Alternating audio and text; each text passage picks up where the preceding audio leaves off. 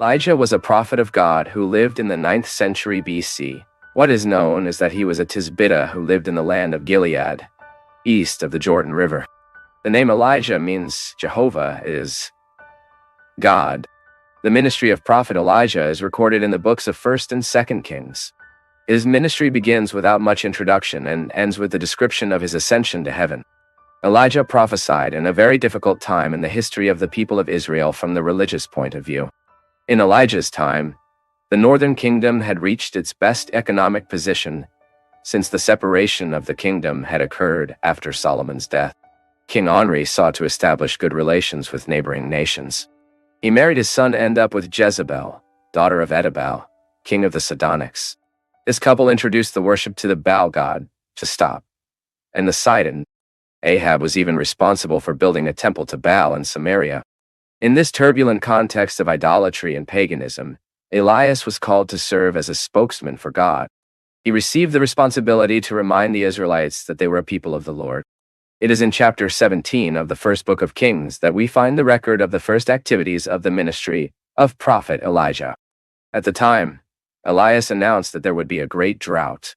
Here it is important to remember that Baal was the god of life and fertility.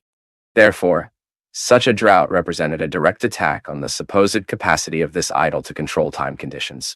After this prophecy, Elijah received divine recommendations to withdraw to the east and hide by the Kerit Ribeiro. In that place, Elijah was sustained miraculously. The water came from the Ribeiro itself, and the bread and the meat were brought by crows. After the Ribeiro dry, due to the severe drought, Elias was instructed to go to Sarepta, which is from Sidon. There he would be sustained by a widow. At first, it is thought that the widow who would support the prophet would be a woman of possession. However, the sequence of the biblical text reveals to us the precarious situation in which this woman lived. And in a miraculous and providential way, God multiplied the widow's flour and olive oil until the rain fell on the earth again. Still in the same chapter, we have the registration of the disease that affected the widow's son and ended up killing him. The expression, "I have with you, man of God," demonstrates that this woman associated the visit of the prophet Elijah with the disease of her son. She thought that the presence of the prophet as a man of God had betrayed divine attention to his sin. That event would serve as a great proof of Elijah's identity as the Lord's prophet. Elijah prayed to God, and the widow's son was restored to life again. During the drought period, prophesied by Elijah, hunger punished Samaria. During this period, Jezebel had the prophets of the Sur. However, there was a man named Obadias, Ahab's officer, who managed to hide some prophets. Obadiah was also responsible for brokering the meeting between Elijah and Ahab.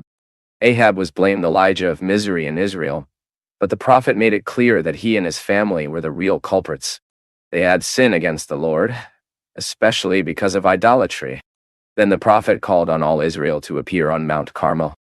In that place he would confront Baal prophets supported by Jezebel. On the hill, 2 sacrifices would be presented, one by the pagan prophets and the other for the prophet of the Lord. No one could burn the sacrifices, for fire should arise supernaturally. The true God would be the one who burned the sacrifice. Baal's prophets did everything they could. Nothing happened. Elijah then fixed the altar of the broken Lord and asked them to spill water on the holocaust. The prophet Elijah cried to the Lord, and God responded with fire that consumed the holocaust. Then all the people of Israel acknowledged that Jehovah is God. That day Baal's prophets were killed, and a great rain fell over Israel. The drought period had come to an end, as Elijah had announced. In this episode, we also find another demonstration of the power of God in the life of the prophet Elijah. He was able to run in front of the Ahab carriage all the way to Jezreel. This represented a distance of 30 to 35 kilometers from where they were. After that, Elijah was threatened by Jezebel, so he had to flee south. This was a moment of deep discouragement in the prophet's life. He even desired death. However, he was worthy fed with bread and water and instructed to follow toward the Reb, the Mount of God. The walk lasted 40 days and 40 nights, and the prophet was supported only by the meal he had eaten. Mount Horeb was the place where the God of the covenant of Moses made known. This indicates that the return of a loyal prophet to God to that place was very significant. On Mount Horeb, God gave new vision and new instructions to the prophet Elijah, among whom was Elisha's choice as his successor.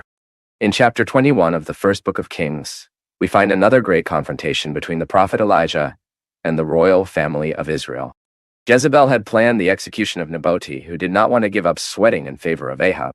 In addition, they had ignored the right to land inheritance that was guaranteed in the nation of Israel. Then the prophet Elijah announced the divine judgment about Ahab and Jezebel, giving details about his deaths and warning that his house would be destroyed. As Ahab regretted, the Lord postponed for a generation the destruction of his dynasty, but Ahab and Jezebel had dishonorable deaths as prophecy. Elijah also prophesied against Achazias. Achazias climbed to the throne of Israel, succeeding his father. On one occasion, suffered an accident that made him crippled. He promptly tried to seek help from the pagan god, ironically called Baal-zebub, which means Lord of the Flies. This was a pun that ridiculed the name of Baal-zebul, which means Lord or Prince.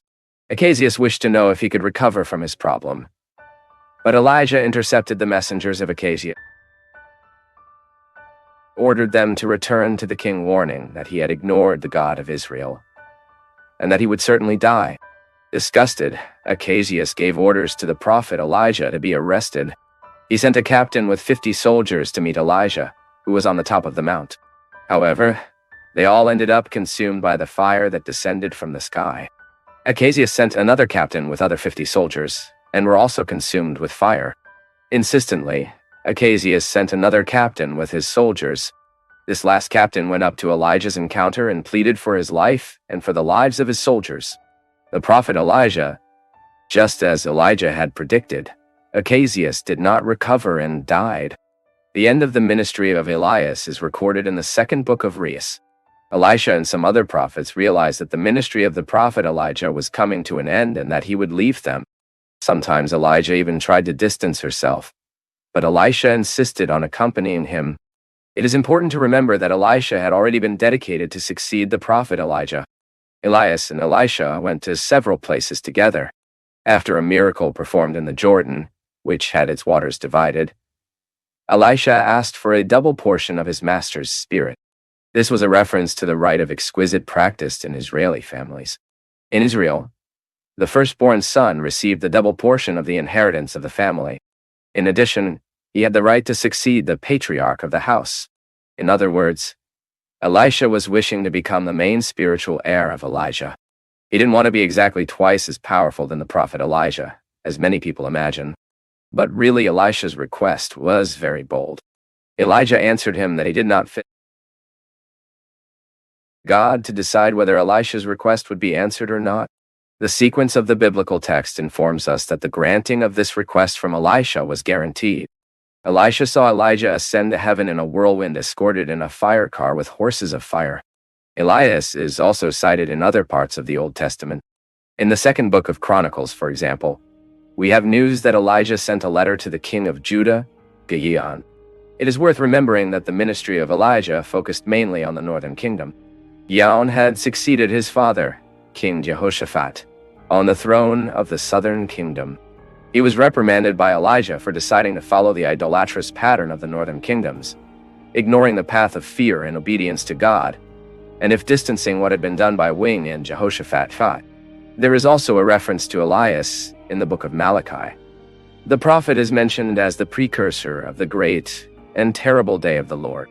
Some believe that this prophecy connects Elijah to the two witnesses of the apocalypse. However, Jesus himself indicated that this is a reference to the ministry of John the Baptist. In the New Testament, Elias is mentioned several times, especially regarding the identification of his ministry with the ministry of John the Baptist. But Elijah's most extraordinary mention in the New Testament is certainly in the episode of the transfiguration of Jesus. The prophet appeared with Moses with our Lord. Still in the New Testament, the Apostle Paul quoted the prophet Elijah in his letter to the Romans, and Tiago also cited Elijah in his epistle by making an exposition about the importance of prayer. And there